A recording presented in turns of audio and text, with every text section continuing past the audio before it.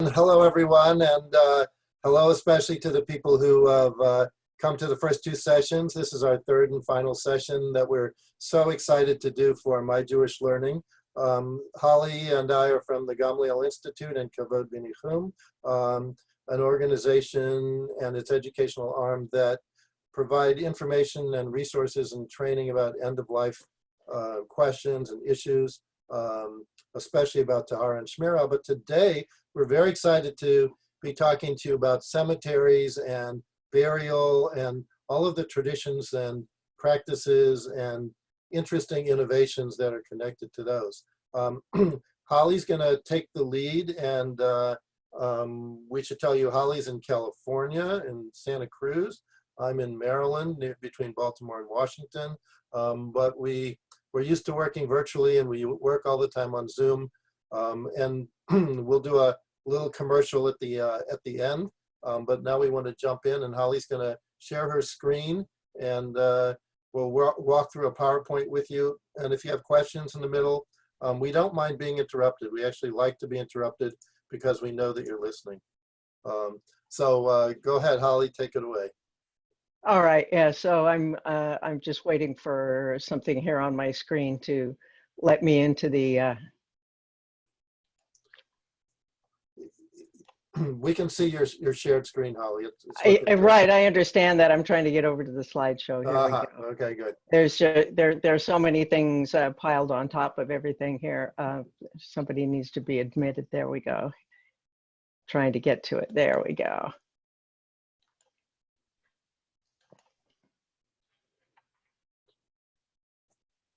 Okay, so good morning, everybody. As David said, we're both with the Kavod and Gamliel Institute, which are actually two wings of the same bird, you might say, the educational wing and the organizational wing, and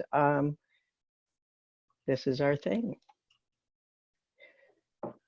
So we Jews have been burying our dead in a conscious manner for a very long time. You can take it all the way back to the Torah. Here's an example of the way that we used to bury typically. You can see this is from the 5th century before the Common Era. Down in the foreground here, you see that cave.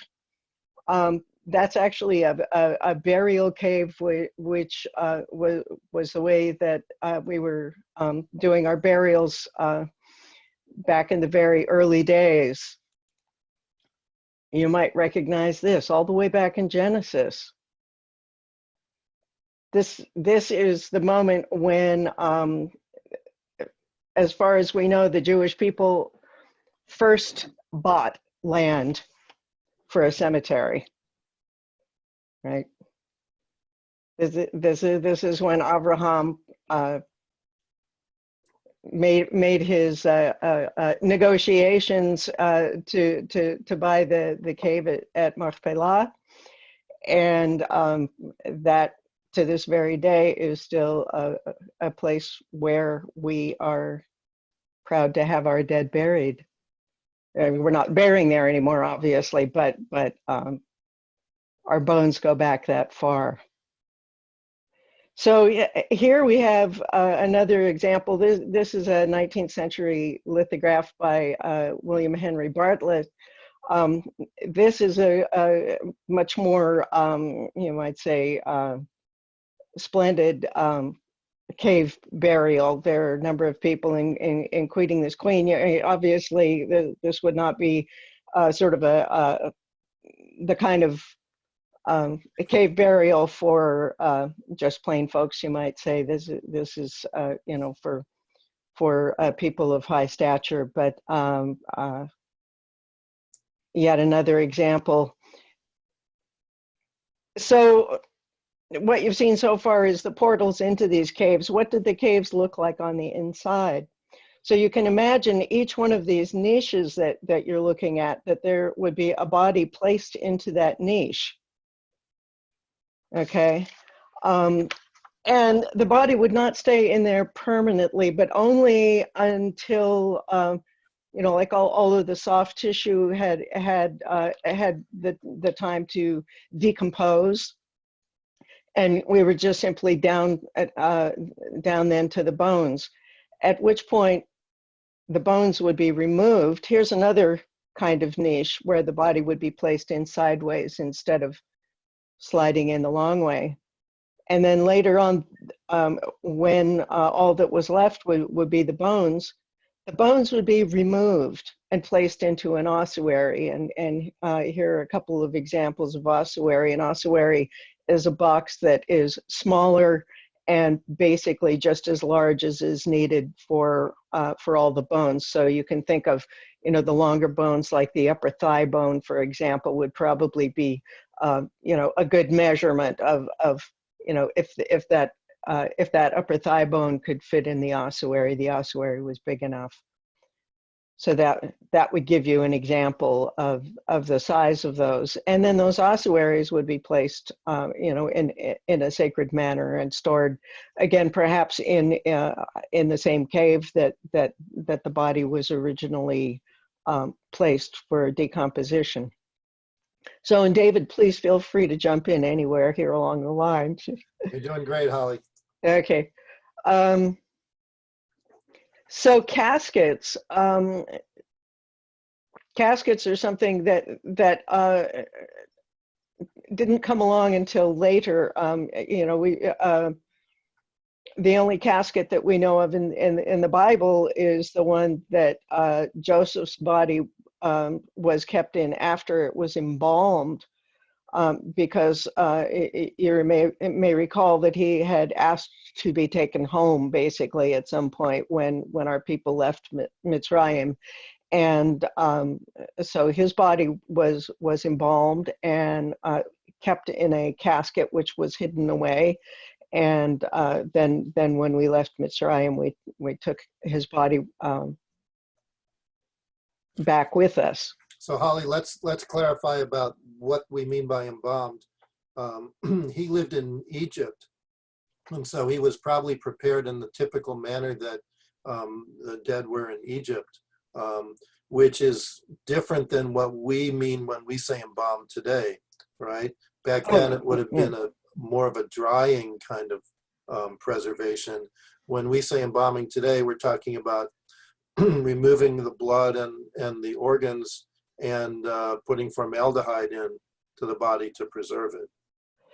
Right. The Egyptian form of embalming was a much, for one thing, it was a very ceremonial act. It was a deep honoring. It used lots of different kinds of herbs and spices and things which would desiccate the body very intentionally, and it was a ceremonial thing. It actually describes in Genesis how long it took. It took, I think, several months.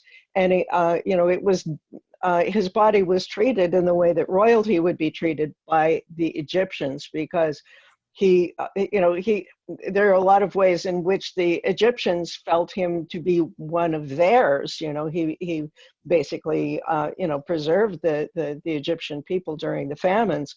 And so, he was very much an honored part of the community and treated in the way, royalty would be treated.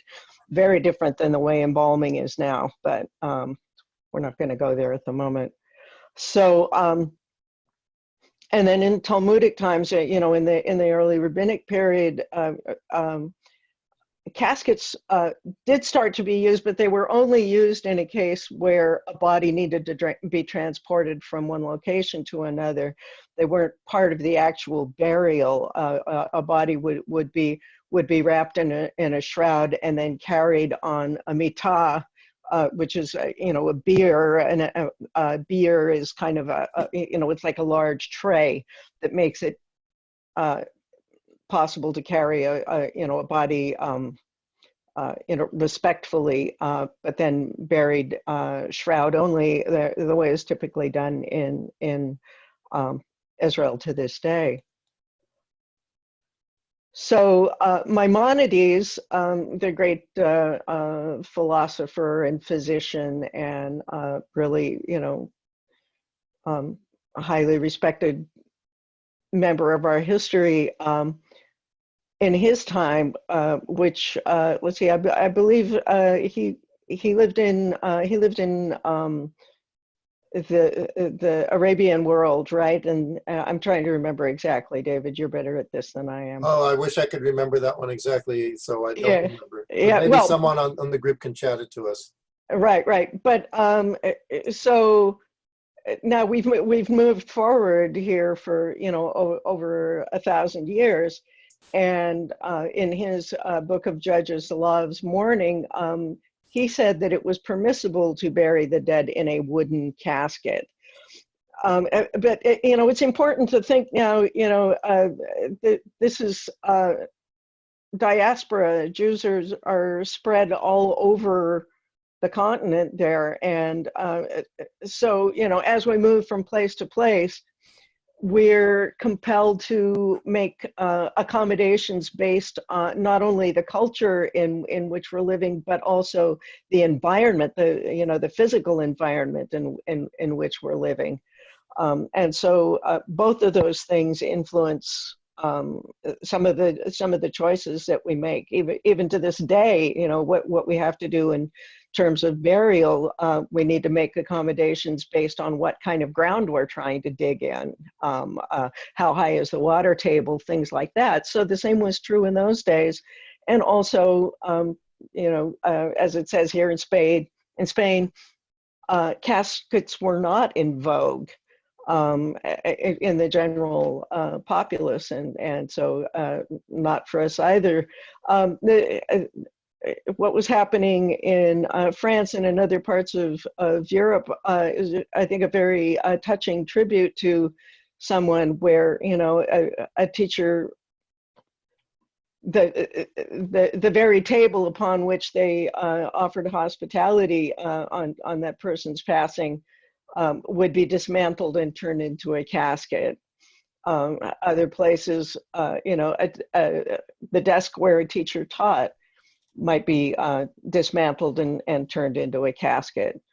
Nowadays, people have bookshelves that they buy at IKEA and turn into caskets, but that's our modern response. So, and here now we've moved forward into Prague in the 18th century, and these three images are from a whole cycle of paintings that are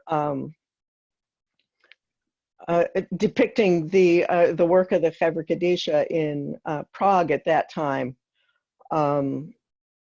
And you can see here, they're on the upper left, they're actually cutting the wood. Maybe that was somebody's table that is now being cut down to build a casket. And the upper right, you can see the body is being carried only on a bier to the grave. And then at the grave is where the body is placed into a casket, and then the lid is placed on the casket. I noticed that somebody raised a hand that appeared for a moment. Maybe we should stop for a question here. Sure. Can you unshare the screen, and it will be easier for me to see? I think I found it actually. Hindi? Okay, good. Yeah, it was Hindi. Hindi, you're unmuted. Hindi, did you have a question?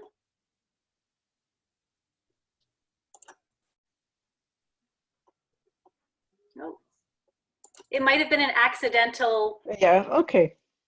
We can come back to it. So just a little bit more. Though, Holly, there are a few other questions in the chat box if you wanted to take them now or later. David, would you like to? Yeah, we can take them now. Okay, so maybe David, you could do that. So I sure. There's one. Get in trouble with a connection between Christians being cremated and Jewish burnt offerings? Not that I know of. Cremation was not typical in Judaism for sure, and I don't think it was typical for Christians either until much later. So I think the answer is no, but I'm not an authority on that, just my best guess. That's the only one I see in the chat, Julie. Is there another? There was one more. Oh, here it is, I see. How many years would it take for the body to decay into only bones? Okay, well, that depends on the environment. In the Middle East, where they were burying in caves, it was very dry, and so I think the process would be accelerated. Not all conditions are like that. There is, just sort of as a side note, a place called the Body Farm where they actually do have bodies deteriorating in different conditions so that they can test to see what kind of, how far they've deteriorated in a certain amount of time, what kind of deterioration happens, and they use it to help people do forensic analysis. So that kind of study goes on. But the question of how long it takes to do deterioration, I think, is mainly based on, the answers are mainly on the conditions and the environment. If it's under the ground, is it really deep or is it not so deep? We'll be talking about that later. And we'll also be talking about alternative of ways of body decomposition. Right. And we had one more question about if the multiple bones, multiple persons' bones, were they collected together? So the answer is yes. That often a family's bones were put into a bone box, an ossuary. And some people think that the phrase "gathered to your ancestors" is literal, not figurative, and that, it meant your bones were actually put together with your ancestors' bones. Okay, shall we keep going then? All right. Yes. All right. So just a little interesting note here on, if you look at the way that these members of the Chevrah Kadisha are dressed, you can see that these are, especially at this time, being a member of a Chevrah Kadisha was a matter of status, you might say. There were places where you literally had to pay to be part of the Chevrah Kadisha, and your dues, the funds that you put into the Chevrah Kadisha, would then go to cover indigent burials and so on. The Chevrah Kadisha did a lot more than washing, dressing, and burying bodies after someone died. So that's an interesting, these are wonderful paintings, and I really encourage you to go on the Kavod V'Nichum website and find them, because there's a whole lot of story embedded in each one of these pictures. So think back for a moment to those early niches that we showed you. These are actually niches that are for underground burials that are happening in Israel at this time. You can imagine Israel is a very small place, and there's not a whole lot of real estate, and a lot of people die there, and what happens to their bodies? It's creating some interesting problems, and the Jewish people are responding by going back to very old ways of doing things. These are burial niches from, as you can see, 2015. So Holly, let me yeah, David, please jump in, because you've seen these and I haven't. So one of the interesting questions is, what is a traditional Jewish burial, right? and the quote that we get from Deuteronomy is, "You shall surely bury," but it doesn't say how.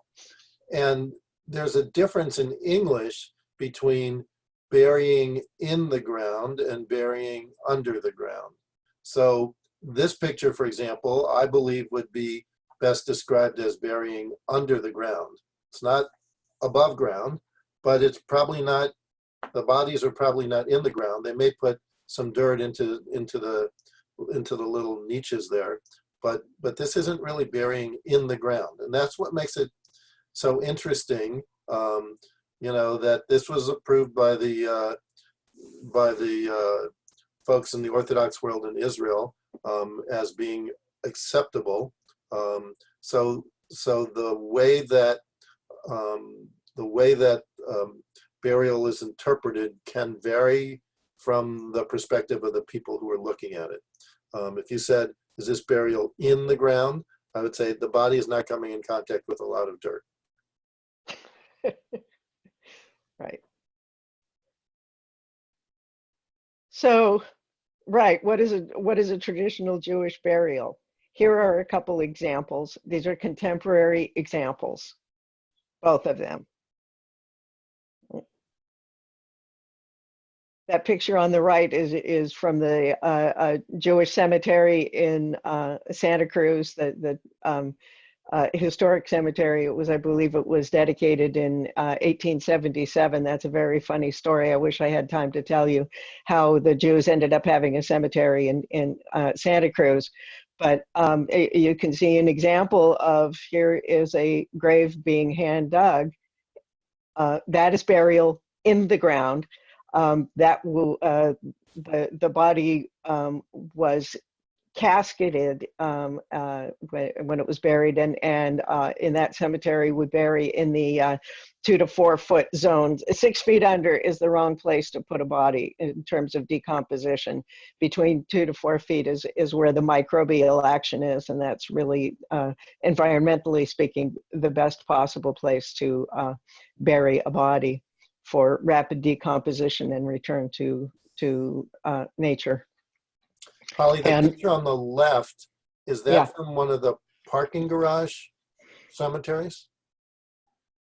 No, this is the caption says construction workers on the underground cemetery being built at Jerusalem's Har Hamenuchot.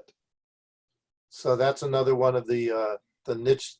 It's a little confusing because of what those are. Those rectangular pieces there, do we think that those are going to be burial spots? We don't actually know. Okay. we don't actually know. I'm guessing that those overhead lights that are coming in are some kind of a skylight. You know, there are skylights that actually sort of operate like magnifying glasses and draw natural light in, and I think that's probably what those are. So this is probably not too deeply under the earth, but no, that was all the explanation that they gave us. Okay. So, grave liners. I don't know, David, which of us wants to have the rant on grave liners? I'll do a rant first, and then you can rant with me after that. Okay. So, grave liners are typically concrete boxes that are used a lot in commercial cemeteries. Their purpose is to keep the ground level where people are cutting grass, because what happens with a casket and a body when they're buried in the ground and they deteriorate, they crush down, and then the earth above them slumps. So actually, Holly, can you, if people can't see what I'm doing, so just imagine slumping, okay? So it's also possible to not have liners in a cemetery. In the United States, no state requires liners, but many cemeteries require liners. In synagogue-owned cemeteries, it's possible, if you're currently using liners, to stop doing that. We think liners, I should be careful about we. Liners cost a lot of money. You know, they may cost anywhere from $700 to $1,000 of extra cost to the consumer. And it has the effect of discouraging people from doing ground burial, because all of a sudden cemetery burial is much more expensive. And it's possible that a cemetery can, after a year or so, when the ground slumps a little bit, fill in the dirt for maybe a couple $100 instead of $1,000. So I think that we would challenge everyone to find out if liners are required and find out if liners can be avoided. Right, and there may be reasons, again, having to do with the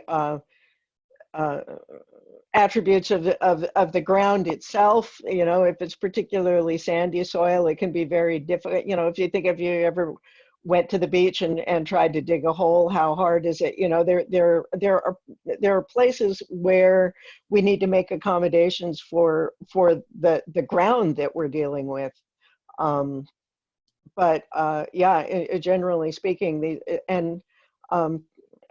as David was saying, you know, it's another expense that, you know, and when someone goes to buy a cemetery plot and they think, first of all, that is now their little piece of real estate. I used to joke about my cemetery plot in that cemetery where that gentleman was digging a grave.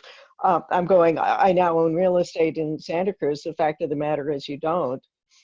You own the right to be buried somewhere, but then there are all these other costs that get added on that can be quite problematic and discouraging to you know, a family, especially if they haven't done their pre-need homework. David, I noticed that Cynthia Whitehead raised her hand. Oh, Cynthia, good. you're unmuted. Hi, Cynthia. Oh, hi. Okay. Yeah, I was out at Temple Sinai's new cemetery because our shul has bought a section of it, and Right, they said, Gan Shalom, right? Gan Yeah. Shalom. yeah, and Sam Salkin told us that the Contra Costa County requires us to use this kind of liner. Mhm. It's biodegradable. It's made of sand and water, and the purpose is to protect the groundwater in the area from pollution by the decaying bodies. So the body decays and the liner decays at more or less the same rate. Well, that's very interesting. I hadn't heard that they made liners out of those materials. It's really an interesting issue about the decay of bodies, because dirt is really good at filtering out any problems, any kind of pollution that bodies would cause. And most cemeteries are not that close to the water table. What's much more dangerous is bodies that are filled with embalming fluid. That's where it really can impact the groundwater. So if you don't have embalming fluid, there's probably not a good reason to try and protect the groundwater. But the other thing is that even concrete liners are porous. Water goes in and out of them. So, you know, it's often a reaction of a community to a concept rather than something that's really science-based.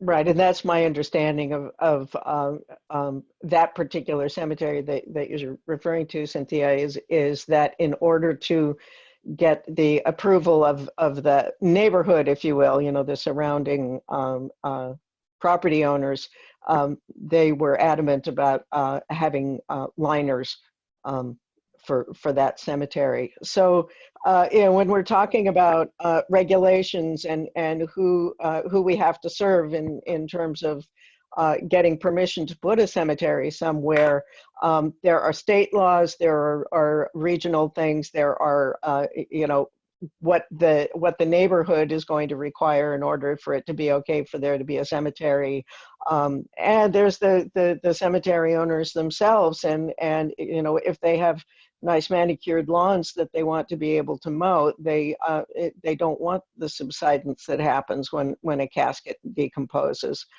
So, you know, all of those are factors. And the other thing to keep in mind regarding liners, if we're, you know, we are going to be talking about green burial and what makes a burial green, there's the issue of the carbon footprint of not only creating making the concrete, transporting the concrete, transporting the vault, all of these things are factors. So what is a Jewish burial exactly? Right?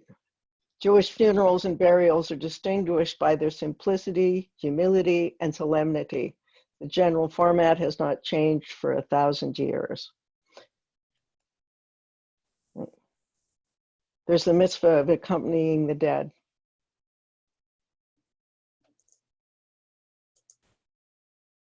So we should probably say here, Holly, that really it has changed in the last few months.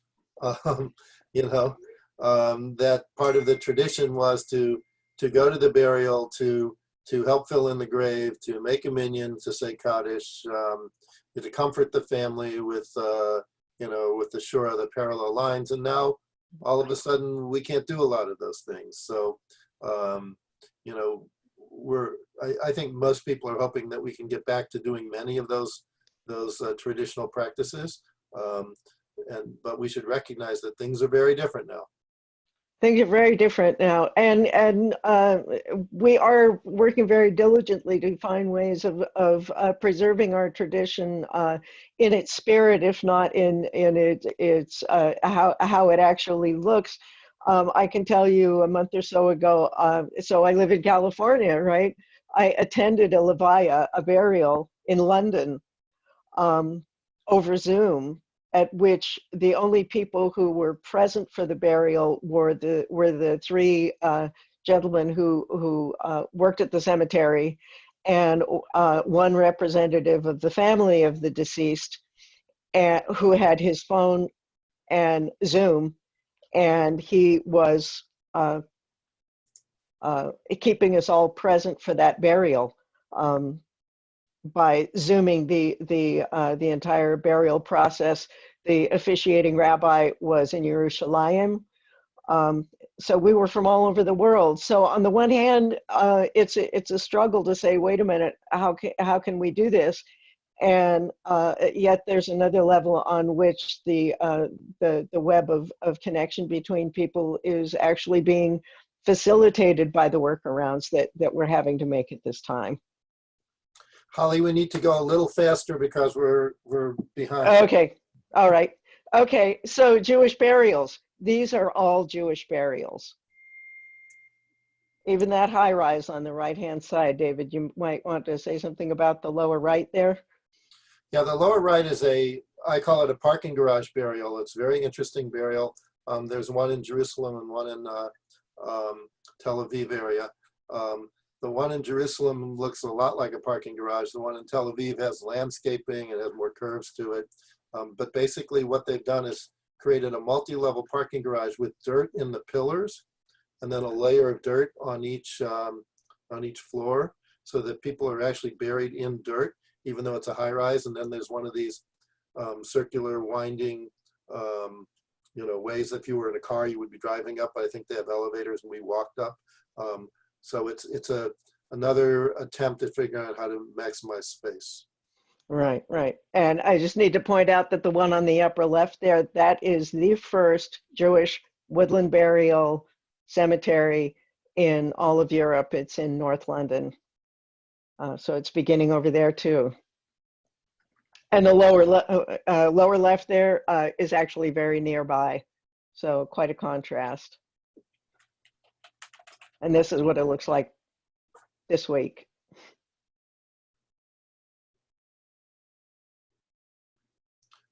So there's a chat here, Julie, I'm not sure if I got it right. The person wrote, if the body goes to a Jewish mortuary and mitzvahs are done, and then cremation is performed and ashes buried with Jewish ceremony, any comments? There's a lot in there. The question is about cremation and whether that is considered a Jewish funeral. So I'm just suggesting to Julie, maybe we need to do another session. Yeah, the whole question of cremation is a little complex. There's history to it. There's all kinds of different takes on it. You know, the Jewish Pope has not opined on this yet, so there's no like one answer for all of Judaism. But I think that there's lots of reasons that we can give you why we think ground burial is better. But you know, there's also an economic factor for cremation. So I think that's a longer and a different discussion. So if you would love to have us do a session on cremation, write to Julie. Okay. We need to finish up in about 5 minutes so we can get questions in. Okay, all right. So what does it take to be green, right? In a nutshell, being environmentally sensitive and paying attention to to things like the every environmental cost, all the way from no embalming, do away with vaults as much as possible, choose biodegradable containers, discontinue the use of herbicides and pesticides and fertilizers, and all of those kinds of things that I'm sure that you can all imagine. And the Green Burial Council has a wonderful website where you can really educate yourself on what it means to do green burial. So the concept of intersectionality is the place where two sets of values come together. And that's what we're talking about here. We're talking about Jewish burial and being green. How can we be environmentally sensitive? Reb Zalman Schachter Shalomi of blessed memory coined the term Eco-Kashrut, and he used it to apply to food and how we eat and how we keep a kosher home. And what does it really mean to be kosher? But those same values that apply to how we live can also apply to how we die. So when we're thinking about a burial in general, and we're asking, is it green? It's important to think, as David was saying earlier, about below ground and above ground. And I like to think in terms of where that grass is growing. There are two different things going on. A traditional, and I will say traditional Jewish cemetery, like you might, if you can find a historic cemetery in your area and walk around there, what is happening under the ground is green. It is green because that is our way of caring for the body. The casket has no nails. We don't bury polyester. You can't put your teddy bear that's stuffed with polyester stuffing in the casket. What happens above ground, the monumentation, the way the grounds are kept, that's a different story and varies a great deal.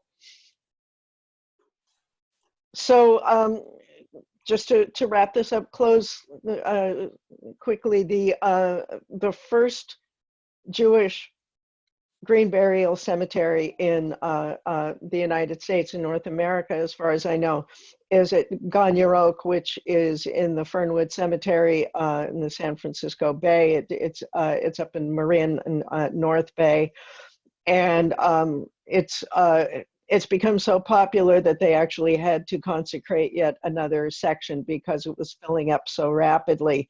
Their monumentation there is a simple sandstone rock that can be carved away on one side and the person's name placed in it. So we are going green. We can go greener. To me, it makes a lot of sense to find that intersection where green burial and Jewish burial join and move ourselves in that direction. Now, there's another interesting thing that is beginning to happen in North America, and that's something that's called recomposition, otherwise known as natural organic reduction. The woman on the right there is Katrina Spade. This was her brainchild. The composition, or decomposition and composting of animal remains has been happening for about 20 years in this country, and that's actually what's left of a cow that she's holding in her hand. So this is something that we're really actively looking at now, even, and saying, is this kosher? It's a process that takes about 30 days, and it's one human body, alfalfa, wood chips, and straw in a container that is environmentally optimized for the rapid decomposition of remains. And if you think all the way back to the caves that we showed you in the beginning with the niches and all of the soft tissue decomposing and then the bones getting put into an ossuary, this is basically that, only it takes it a step farther because even the bones compost at this point. So with that, that's the close of our presentation, except to tell you this is kind of our bottom line as members of the Chevrah Kadisha. Whenever we're wrestling with anything, including the things that we're dealing with now, how do we honor the dead when we can't be physically present to wash their bodies? We do the best we can. Thanks, Holly. If you could stop sharing and then everybody can see each other. And there was a chat from Barry. Maybe we could let Barry say it, Julie, if that's okay. Absolutely. Let me find you, Barry, and you are unmuted. What are you asking me to say? Well, You had a couple comments in the chat. I didn't know if you wanted to. David was inviting you to speak. Yeah, okay. Well, I would suggest to you that the cremations in Judaism, traditional Judaism, are not accepted. It's not the Orthodox position. It certainly might be the Reform and Conservative, but it's not an Orthodox position. Right, so hold on there for 1 second, Barry. Let me deal with your comments one at a time. I think you're exactly right. We know that many Jews are being cremated, right? Many Jews are choosing cremation for whatever reason, maybe because they think it's more environmentally sound or because it's cheaper. I think the important thing the important way to respond to that is not to say, you may not do it, but rather to give really good reasons why it's preferable to do ground burial. I'm not arguing with the fact that individual people of whatever persuasion, they choose whatever they want. In fact, my son has indicated he wants to be cremated, which, you know, if I'm around long enough, he will not be. But that's the point. Right, but let me interrupt you for a second. My point is that we can persuade people using very good arguments about the environment, about history, about lots of different things, that ground burial may be a better option. And so I think it's really important for us to say, there are good reasons, rather than say, no, you may not. Go ahead. There are some very strong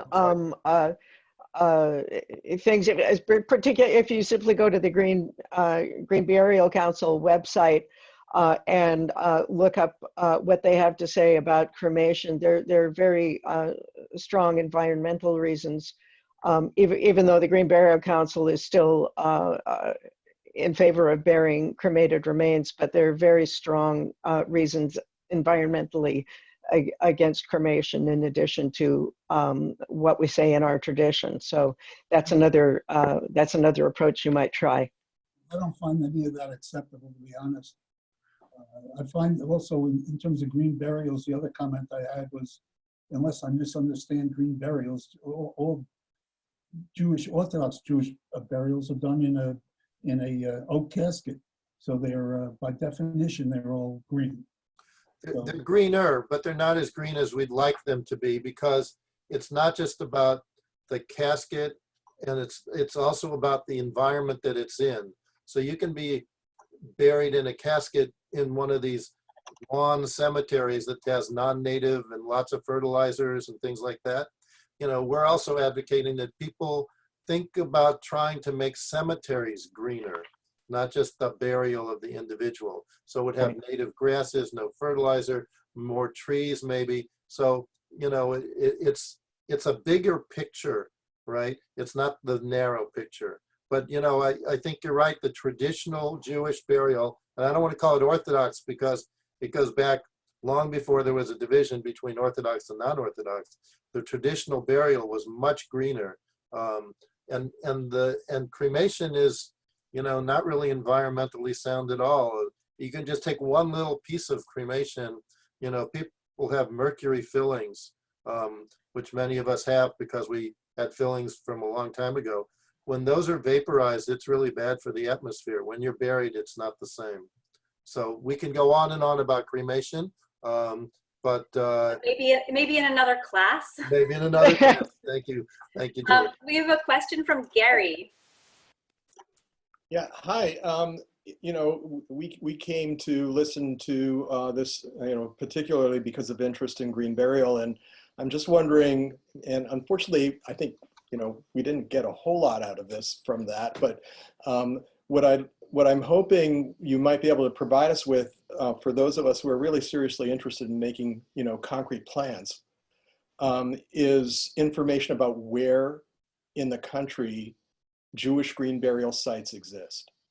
Well, that's an easy answer, Gary. Not too many places, and then unfortunately, some of them are extremely expensive. We would suggest that you go the other route instead, that you work on making your own local cemeteries greener.